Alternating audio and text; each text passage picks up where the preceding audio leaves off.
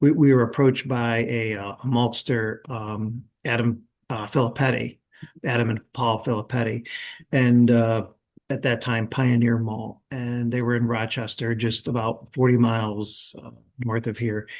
And we just got talking and said, "Hey, let's give this a try." So we had tried a couple of varieties they had suggested. At that time, Cornell was not as involved.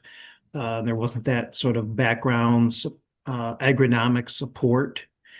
And so we were just trying stuff. We went through a lot of a lot of failures, or as I call them, opportunities to learn. And we did. We learned quite a bit. And I think that was probably one of the biggest lessons was as we grew, we made a commitment to it, and with the understanding that it wasn't always going to work out, as we had hoped, but as long as we kept that commitment, um, we would have that. We would have that. We would build those relationships, and we would have that market.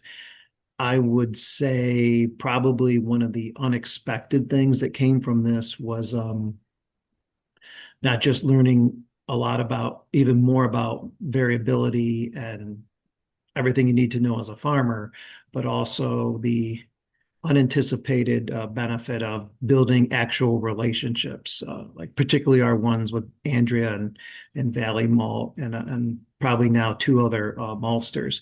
That this is much different than our next biggest crop is soybeans, right? You sell them, they get shipped to wherever, well, no longer China, but they get shipped somewhere, and that's it. You're done, and you get a check.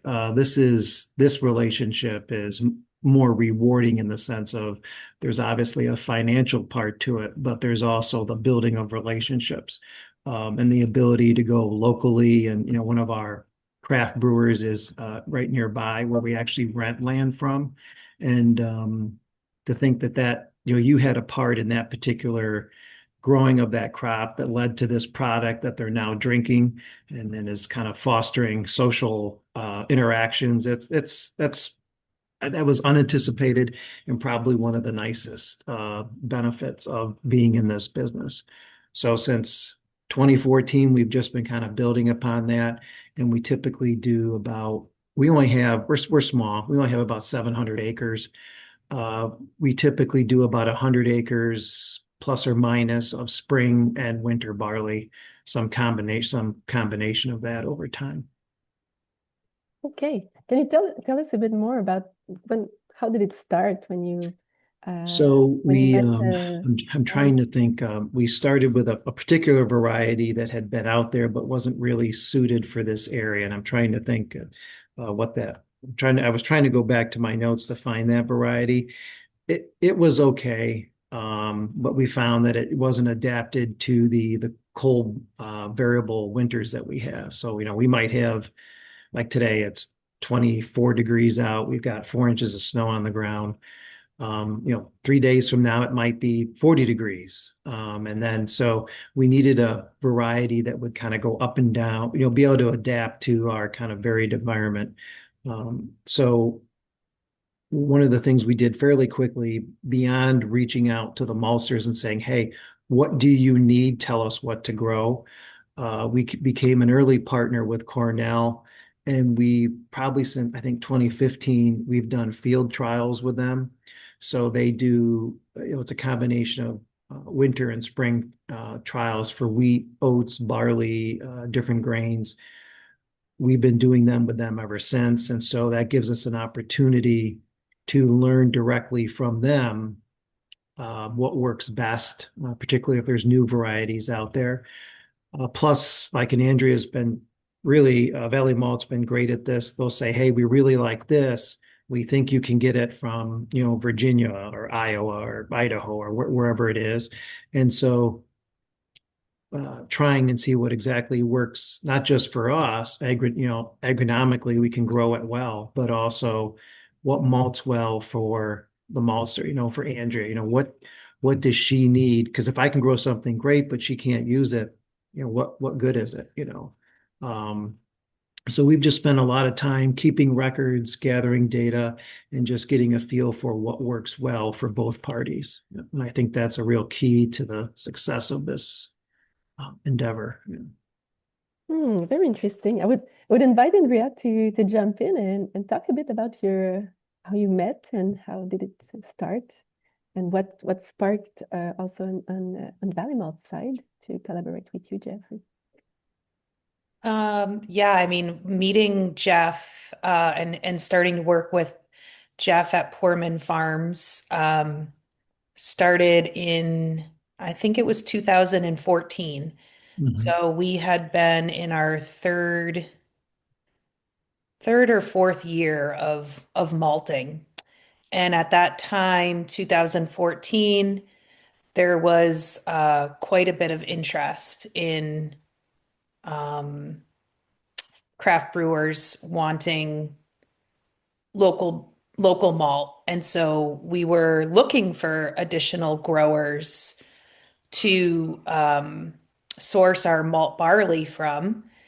And there had just been an infusion of um, resources through the state of New York. There was a legislation that was passed in 2013 called the New York Farm Brewery Law. And what that did was the governor and the legislature said that there would be a new designation of a farm brewery in New York. And that designation would give that brewery the ability to sell beer on site at the brewery, which hadn't been previously allowed. Um, and there were also some other incentives, but that they would have to use a percentage of New York State grown barley and hops. And so, along with that legislation, was financial resources to programs to help support the supply chain. I hope I'm not getting into too much detail here, but this is part of the formula of how we started working together and partly how Jeff started to grow malt barley and how we all improved how we were doing things. Because I'm not sure what the actual amount was, but several $100,000 was provided to start the Center for Yeah. Craft Malt and Beer. No, Center for Craft Food and Beer. And that was at Hartwick College in Oneonta, New York. And they actually hired somebody from the Canadian Malt Barley Center in Winnipeg. And his name was Aaron McLeod. And he was hired to start this testing center for testing and research for malt barley, primarily in New York State. And so what that did was provide us for the first time as a craft maltster with the ability to have affordable grain testing and malt testing. And so for the first 3 to 4 years of our business, we really didn't have a lot of feedback with analytics to know about and learn about the malt barley quality and the malting quality. And so this resource was really very, very important, including with financial resources, Cornell University, who previously had not done a lot of malt barley research. They were given financial resources to start doing more variety trials and even starting to do some early stages of breeding. Um, and so that legislation and the financial resources and support that came with it, I would have to attribute a lot of our success to. And specifically Aaron McLeod. He was Yeah. an amazing resource for all of us. He has now gone back to Winnipeg, and you know we feel sad that he's gone because he was an amazing resource. And so what that did was it really helped all of us understand what, really try to coordinate our efforts. And at the time, there were farm breweries that wanted to have this license that were starting. So there was quite a bit of demand at the time. And so we were looking for farmers. And I was at the laboratory at Hartwick College, um, and I noticed some bags of barley there that looked beautiful. They were in the little testing area to be tested for grain quality. And I said to Aaron, where did that come from? Did that come from Idaho or it's so beautiful? And he said, no, that came from New York. I said, you have to put me in touch with this farmer. Um, and that was Jeff. And so I reached out to Jeff, and he had, I think, about 9 tons of tradition and maybe about another 9 tons of robust. These were both spring 6-row barleys. So that was, again, early in the days when we were trying to figure out which varieties would grow well for us here. And uh, one of the things that was thrown around was 6-row spring. And so I bought that barley from him, and then that was kind of what kicked off our relationship. Um, but certainly the winter barleys fit much better into the rotation, and Jeff can talk to you a little bit more about that. But we started with 6-row spring, but I would say that that was pretty much probably the only year. From then on, we were working with winter malt barley, and Endeavor was a variety that came out of the USDA in Idaho. Um, and now, well, Violetta is something that Jeff has been growing for a while. And now Avalon is a new variety out of Virginia Tech that Jeff grew this year that we're malting for the first time. And it's very nice. We really like the quality of it. So um, that was how we got started. And it's been a great relationship. I think Jeff was probably the first farmer where we started getting full truckloads of barley. At this point, Jeff is probably, our one of our longest Yeah. standing malt barley growers. Um, and we will buy whatever he's able to grow. Like he said, his size is a little bit on the smaller side for a farm in New York. But he's in an area with really beautiful soil and a good microclimate for malt barley. Wow, so inspiring. It seems that this coordination effort was a game changer for barley in your area. Could you dive a bit more into what are the reasons why this switch has been looked for from spring barley to winter barley? Uh, is it more on the agronomic side, more on the malting side, or both, or other reasons?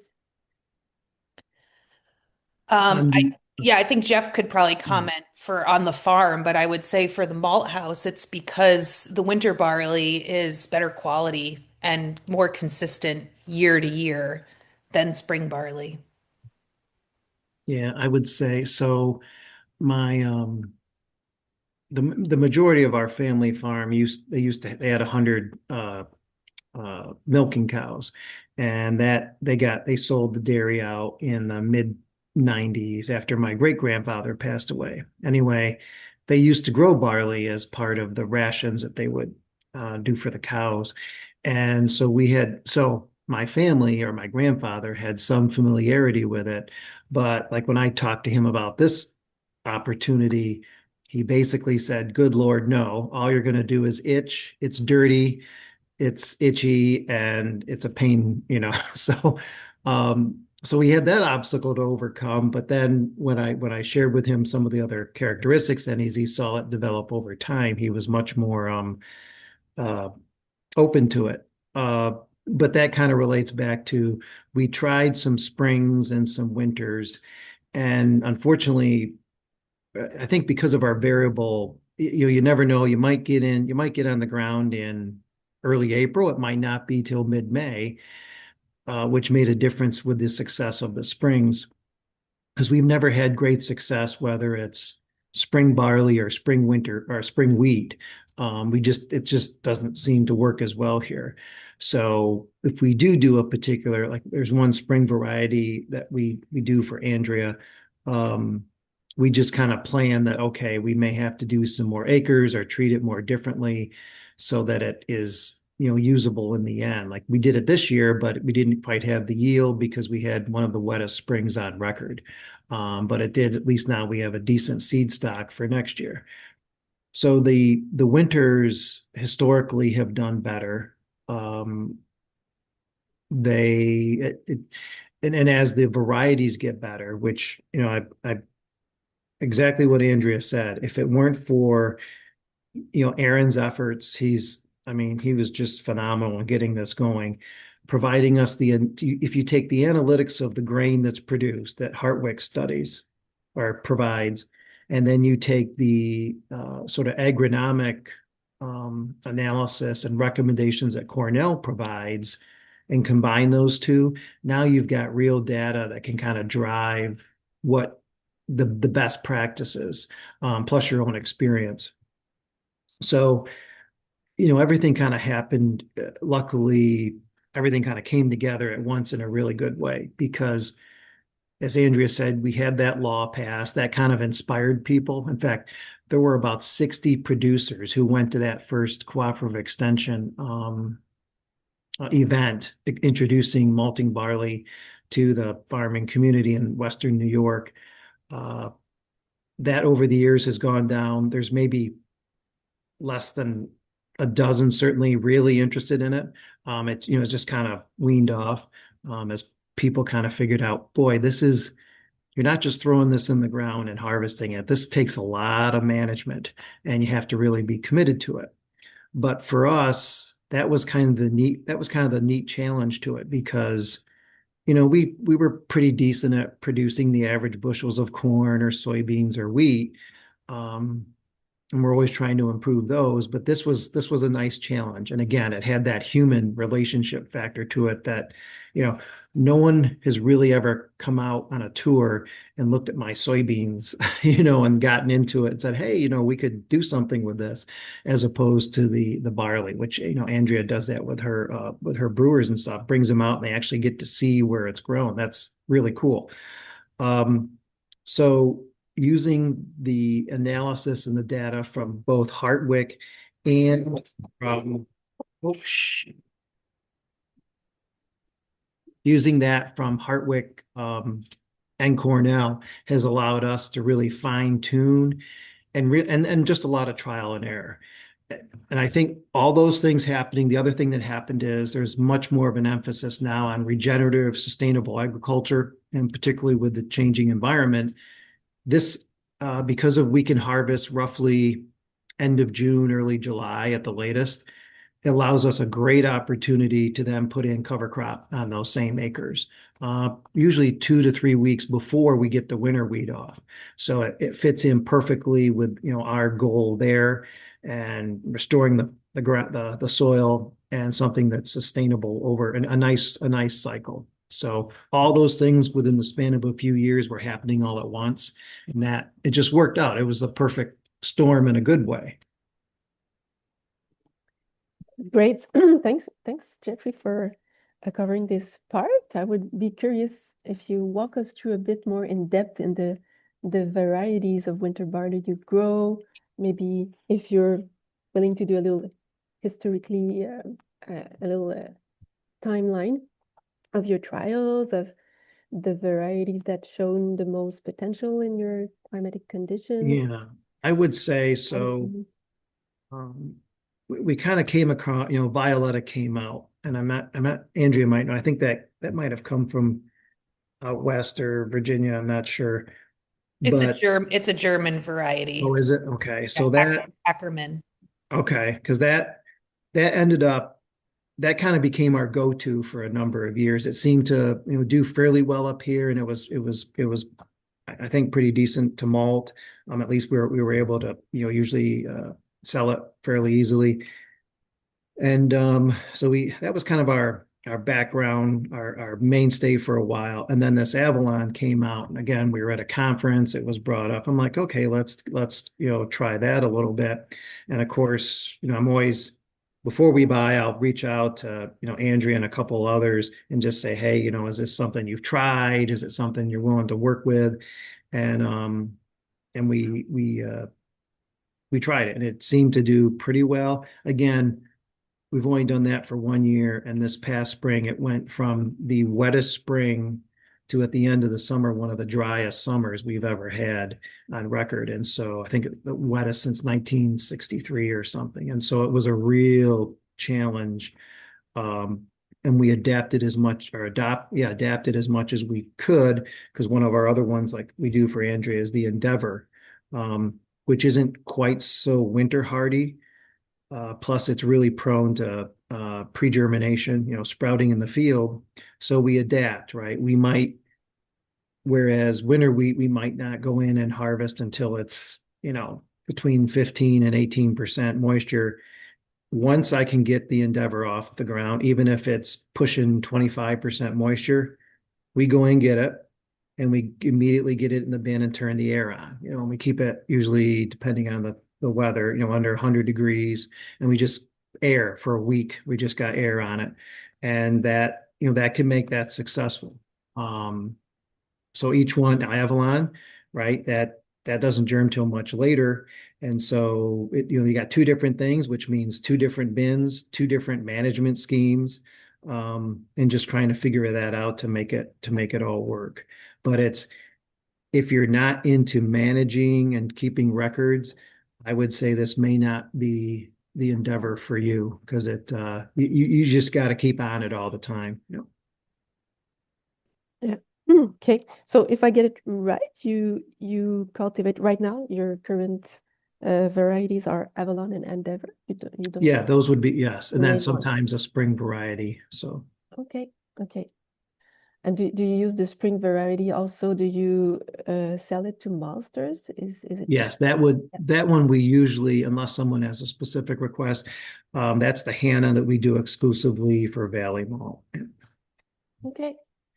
Uh, I would be also curious to dive a bit into your, if you're willing to, a bit of your practices, like the sowing, the fertilization conditions that promotes the better quality, Right. the So factors.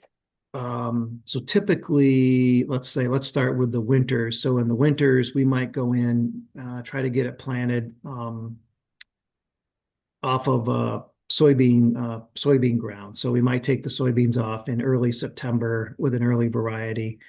That ground is like perfect to go in, and we'll turbo till it, which is just a very light vertical tillage, and then usually put down a fertilizer, a broadcast for dry of about 200 pounds of 10-20-20 or 10-20-28, and work that in with one turbo till, and then go ahead and plant it. And usually that would be, let's say, mid-September to the end of September in a perfect condition. And of course, every year is going to be different. Uh, but that little bit of tillage takes care of any weed pressure we have, at least till spring.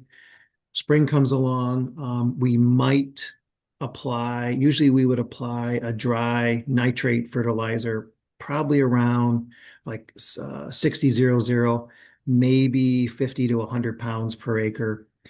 And we would do that while the ground is still frozen, probably February, Marchish, depending on the weather. And that usually is it, because we've learned, wheat likes a lot of nitrogen, and it can really impact yield and quality.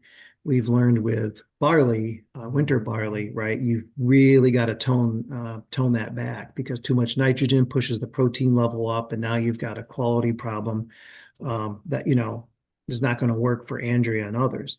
So we've learned to cut that back to almost half of what we would use for winter wheat, but we would apply, probably early May, late April, we would apply herbicide. spray foliar application herbicide and a fungicide for the leaves, and then we would come in the more towards mid-May with another fungicide to prevent fusarium and deal with that issue because that can be, depending on the weather, that can be a really big issue, particularly because we have a lot of corn acres in this area, and that gets from there and then moves into these grains and can be a real problem. So, and then we would, again, depending on moisture and the year, we would probably harvest around mid-June to end of June. Again, we've seen like this year it was crazy. We were doing early June. We were even doing once the rain stopped, doing some harvesting just to get it. Like this is the one crop, soybeans, corn, you can kind of leave out there. Uh, you've got to like I can't sleep at night until I know this is harvested in the bin because then I can put air on it, I can circulate it, I can put a little heat on it, whatever is needed, but then it's safe.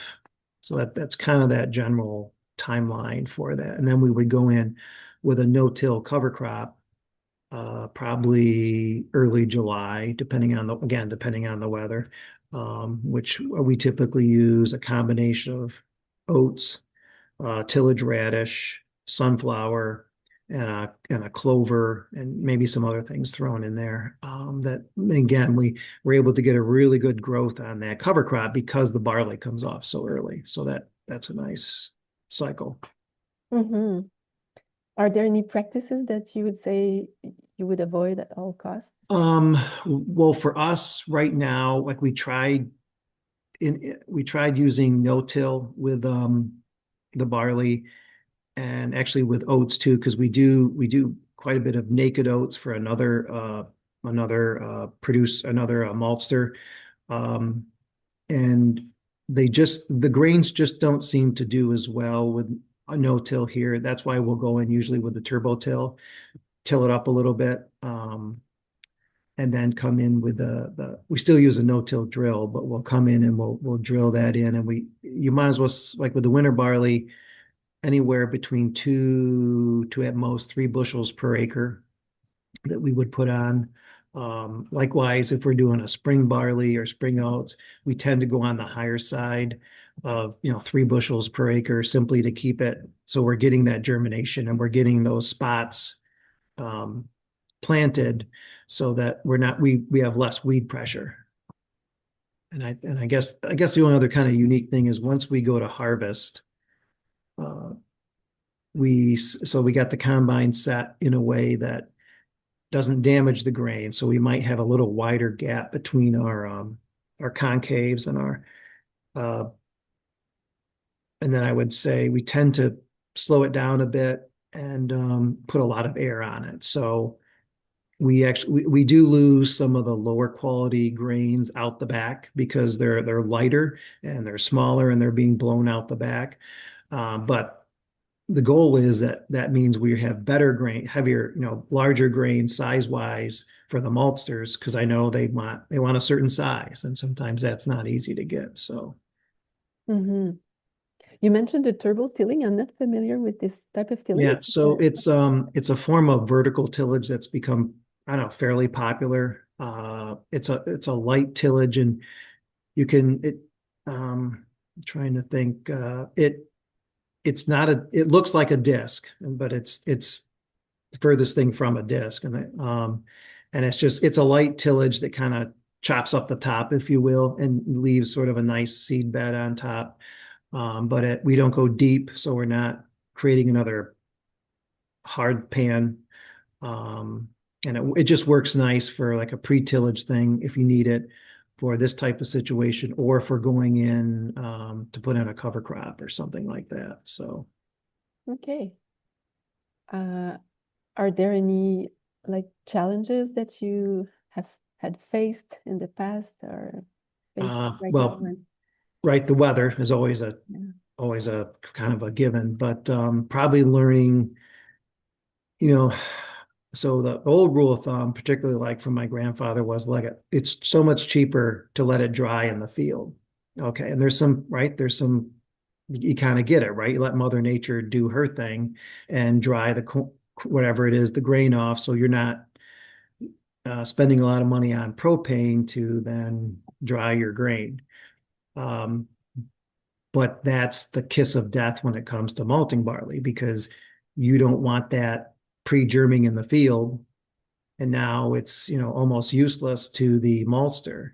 So we go, so the challenge was learning when do you go in a way that doesn't really screw up your combine, because the combine would only take such it only takes so much wet of a crop to it successfully can clean it and harvest it. So you kind of figure that out, plus balancing that against, okay, I've got to get in and get this before it pre-germs. And so it's really a variety dependent. Like I said, with the Endeavor, we might go in at, I think the highest we ever went was like 29% moisture. Well, that would, an old timer, they'd say, what's the hell's the matter with you? That's way too wet. But if you don't, within a couple of days to a week, that could sprout. So it can flip that quickly. So you want to get in there and get it off, get it in the bin. And of course, even with the new varieties like Violetta and Avalon, that's never going to fail you. So you might save a few bucks by waiting for them to dry down. But if it gets below 18% moisture, I start to freak out because I'm like, in a day's time here, because of our humidity, because of the type of weather we have, that it could be 18% one day. The afternoon of the next day, it could be down to 12%. It could vary that much. So I want to get it off, get it in a safe spot, and like, it's safe now. Yeah. And then we take, Andrea mentioned Hartwick. So right out of the field, we'll take samples, send them to Hartwick, and they always come back and they always tell me, hey, this moisture is too high. I'm like, I know. It's because we just sent it right out of the field, but it's in the bin, being airs on it right now, being dried down. And then probably a month later, we'll send another sample out just to see if anything has changed. Yeah. And can you tell us a bit more about the logistical constraints, like silos, storage, So drying, we've transport? had that's been a constant topic for years, is, in order to support the industry and the production of this, um, you do have to dedicate bin space, storage space to every different variety. And we've even at times done where we've had two different fields of the same variety, but the one's just not as, it just looks visually not as good a quality. So we'll try to keep that separate. Or maybe we'll keep it on the truck or in the wagons or something until we get it tested to make sure, because we don't want to spoil another, a great quality field with something that's not as good. That's a real logistics, and a lot of farmers just can't afford that space. They can't afford to divide it up like that. We worked with another farmer and then invested kind of in being able to do that. Plus, we have some smaller, like 3,000 bushel bins, so we were able to do that, and keep those separate over time, so that we're, again, you're trying to target that better, higher quality, and not do something inadvertently to screw it up.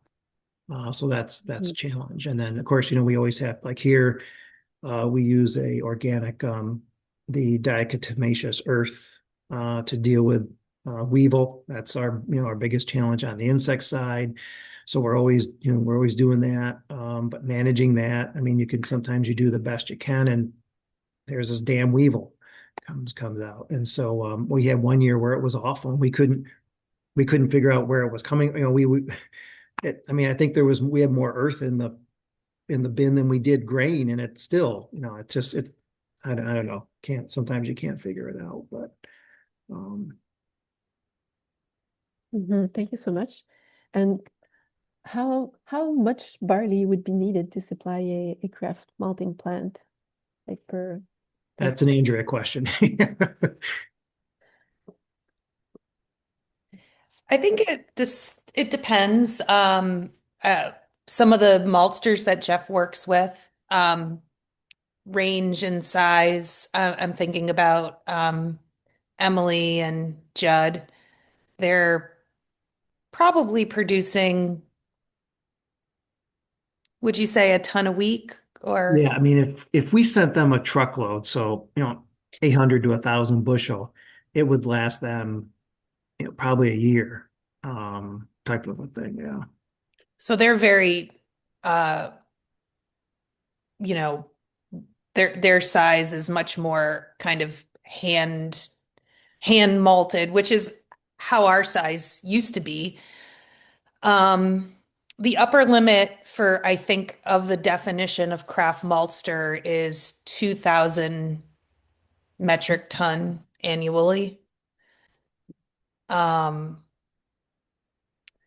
I don't know if that's still an important designation, um, but I think that there's a lot of craft maltsters that are somewhere in the range of, you know, anywhere from 50 ton a year to 2,000.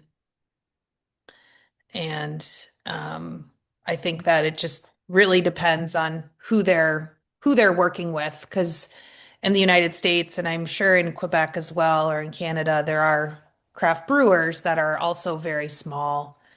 Um, they have systems that are almost like a homebrew size system. Hmm. So Yeah. So while we wait for Jeffrey to be back, uh, could you give us any context or hints about prices? Okay, Jeffrey's back. Yeah, hi. So my next question was about prices. Well, I guess it's worth it. It's competitive to an extent, so that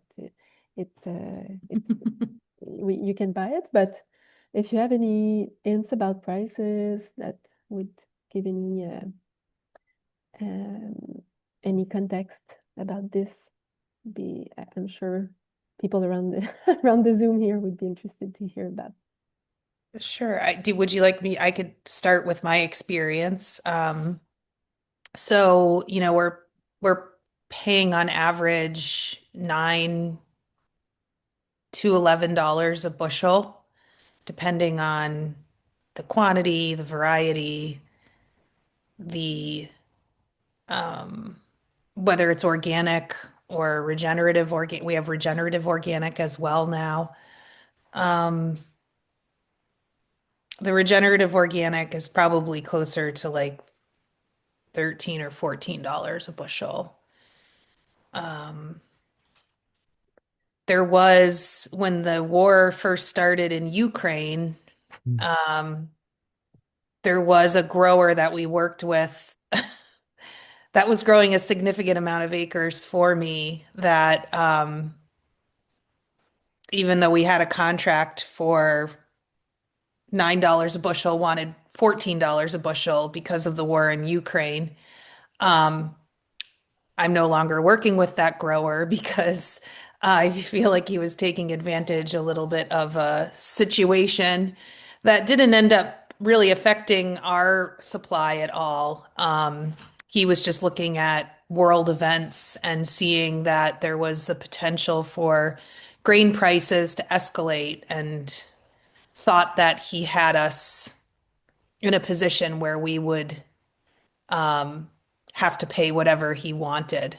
Um, I haven't really come across that with other farmers in 15 years. Most of the other farmers that we work with, we are in conversation about what the yields were and what the quality is and you know, what is fair, so that nobody's losing money in the relationship. So year to year, depending on the grower and what's going on in their farm. I've had years where, if a grower is adding extra grain storage and they might need to charge more per bushel, um, we talk about those things and we have flexibility in our pricing structure to be able to accommodate that. So I would say that, we have tried to really stay away from commodity pricing and the fluctuations that can sometimes go with the commodity markets. And we're really just trying to establish a stable price and, for the most part, a stable market, although we can't help some of the other things that are going on around us, like the fact that, you know, craft beer is, was seeing a huge increase in demand, and now it's seeing a decrease. So, those are the kinds of things that we can't really, um, we don't really know what is going to happen on that bigger picture in terms of like why people are not drinking as much, or why they're choosing marijuana over drinking, or, these different things that are happening around us. But for the most part, our goal, both with our flour mill and with our malt house, is to be a processor that can, for the most part, have obviously we see growth certain years as we add new equipment and things like that, but we're really trying to have keep things very steady and predictable as much as possible in terms of what we pay and what we need. Hmm. And diversifying your produces is part of your stability, I guess, resilience. Yeah. Do you think actually I haven't asked you the other session, Andrea. Do you do any contracts or written agreements with the producers, with the farmers? Or is it something that We do when it seems necessary. Like when we're working with a new producer that is a little bit more anxious about like where trust hasn't been established, um, or if there's a need for documentation so that the grower can receive some sort of um, insurance or grant or something like that. So we do have contracts, and but I wouldn't say that we have contracts with every, like, I don't know, Jeff, I guess we have done them in the past, but it's kind of one of those Kind of, things yeah. that I guess we somehow don't find the time. We don't put in the effort to do it because it's more of a text, like, okay, I've got this. Okay. Yeah, So the relationship is kind of, it's in a place where we have a pretty well established groove that we're in, and it works. But certainly if Jeff ever needed there to be more of a contract, or if we ever needed a contract with Jeff, that would be easy to easy. work Yeah, out. yeah, agreed. Mhm. And That's even when we do have those contracts, a lot of times we have variation in pricing, Mhm. even within the contract, because, a lot of times we're signaling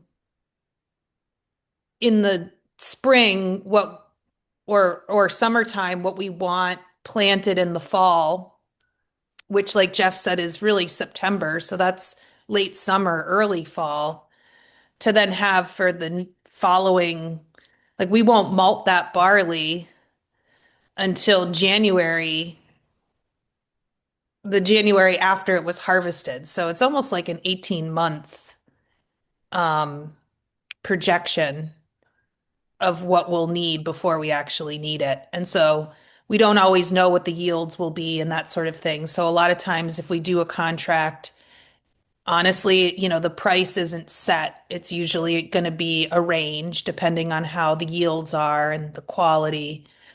Um, and a lot of times those contracts are really there just to establish how much is being grown, which variety, and the storage is a really big part of it. A lot of the anxiety that a farmer feels is, if I'm going to grow this barley, are you going to take it before my corn comes off or my soy comes off? And so honestly, that those kind of become more of the important details in a relationship sometimes than the price. Yeah, that's a good point. mhm.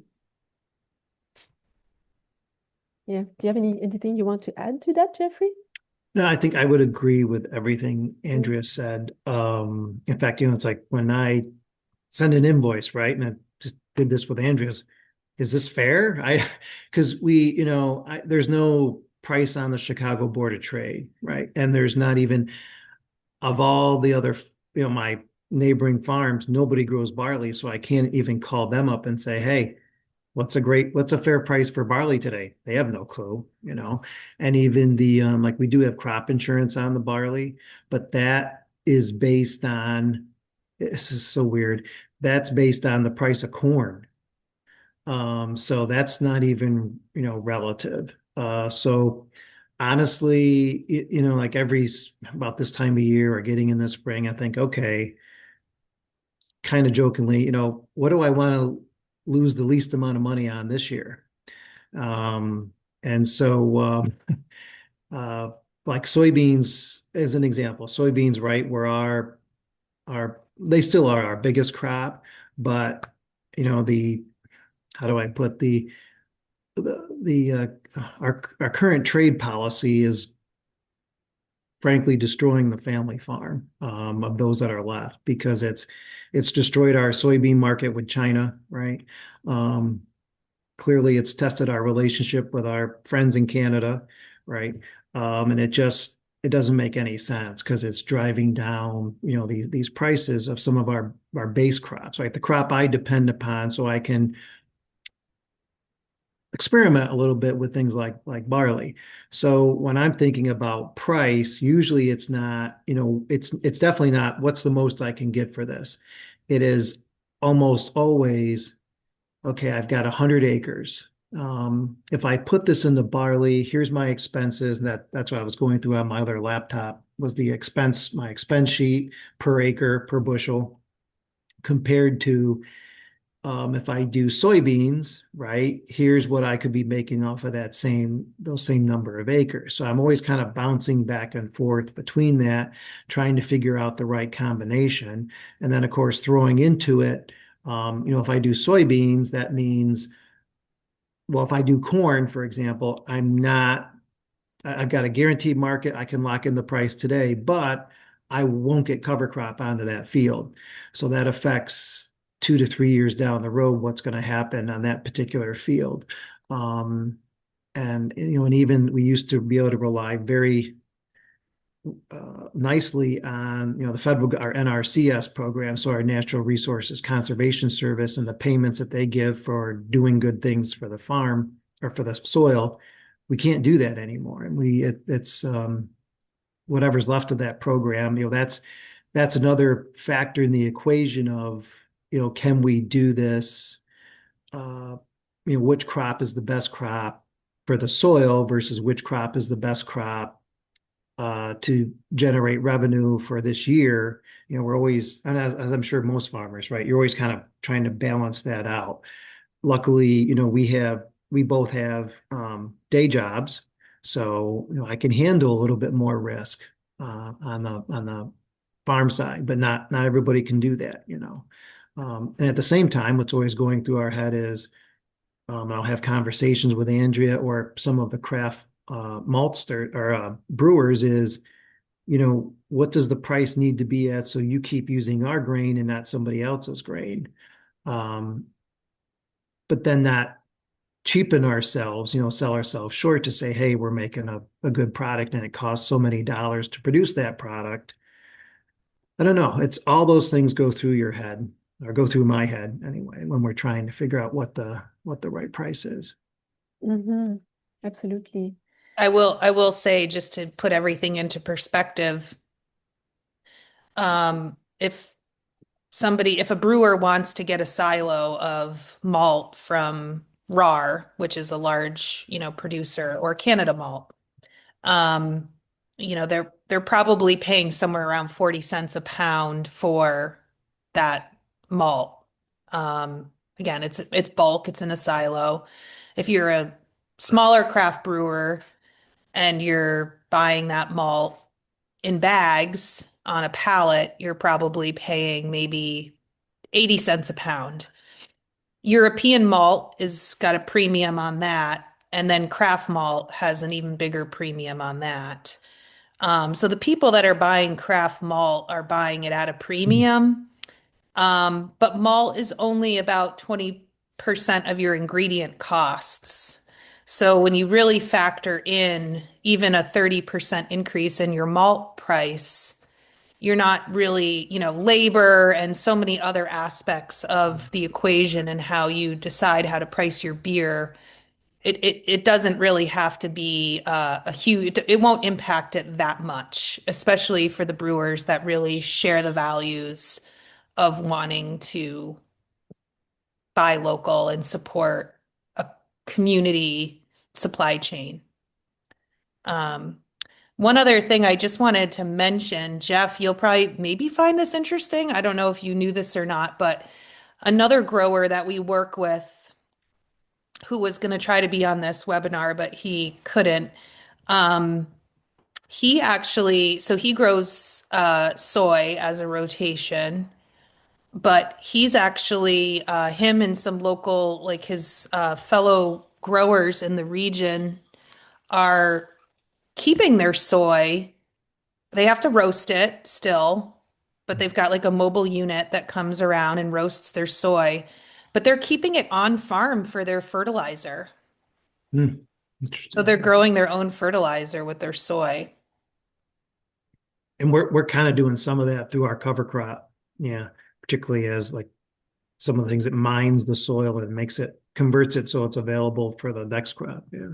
It's, And you mentioned some legumes, I think, in your cover crops, also in your mixture.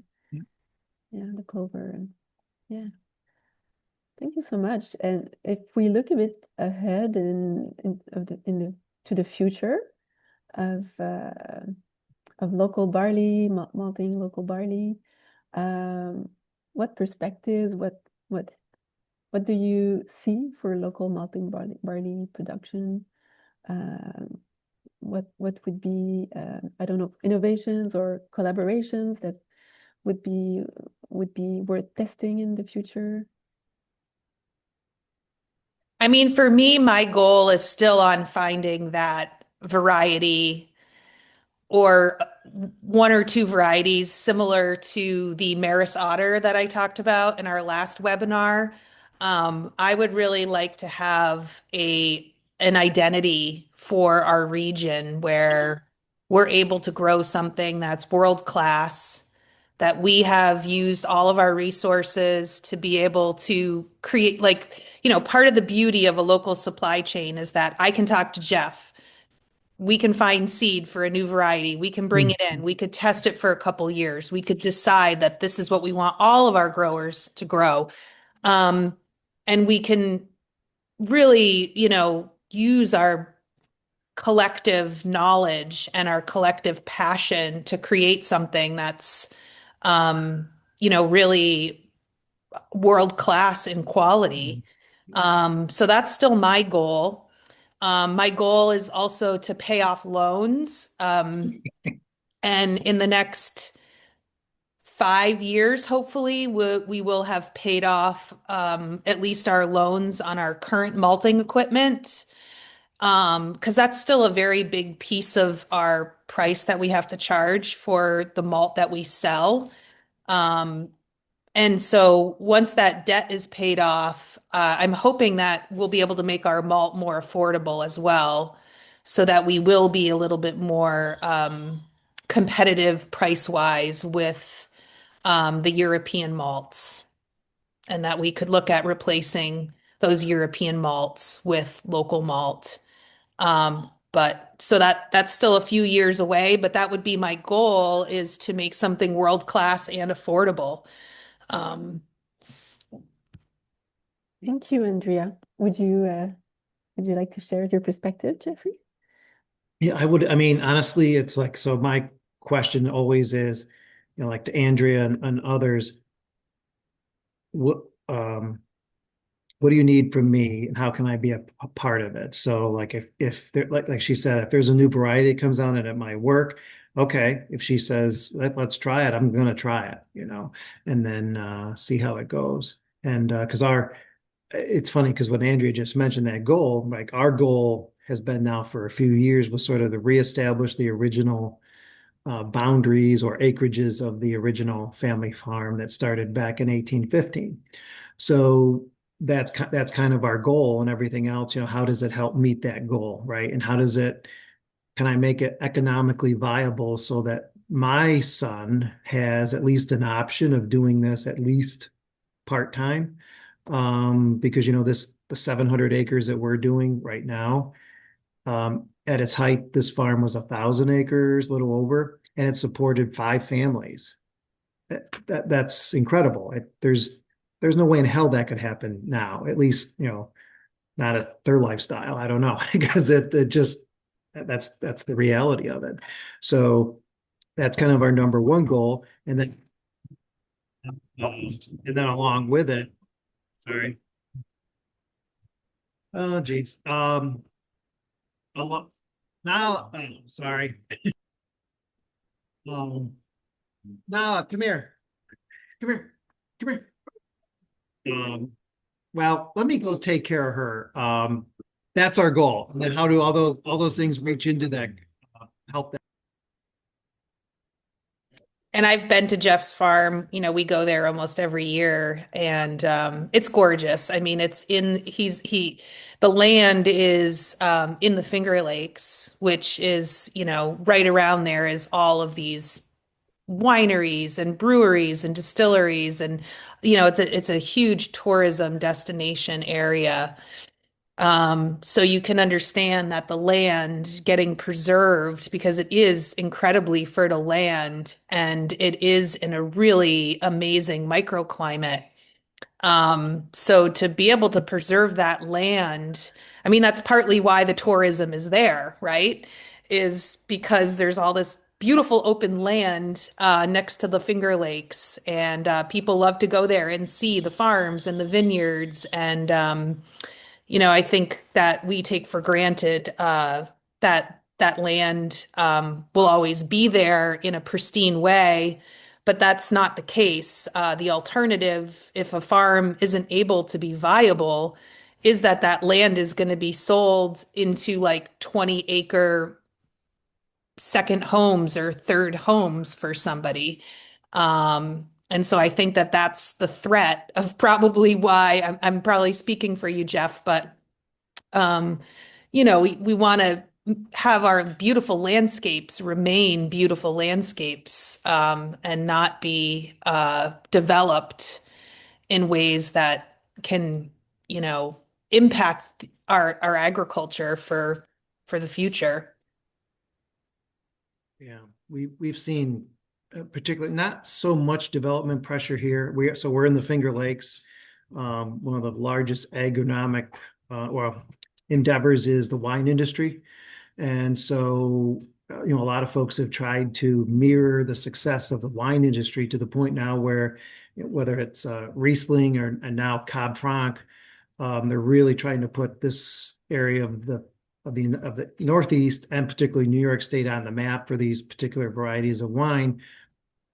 Kind of our background hope, those of us who do this, was always trying to say, okay, how can we put this bigger Northeast region on the map for craft malt, and how can we be a part of that by providing a great product? So that's kind of one of those goals.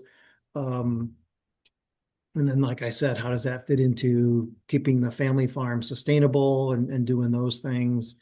Uh, and it's just a great, like I've said earlier, and I go to every presentation I've ever done is, you know, there's a human factor to this particular production that you just can't get anywhere else. And that's like an emotional, heartfelt thing that if you're not into that, then I wouldn't bother with it. But if that's part of what your overall goal is for you and your family and your farm, then this is really a really neat thing that fills that niche. Hmm. Well, thank you so much to both of you for your very inspiring and very concrete testimonies.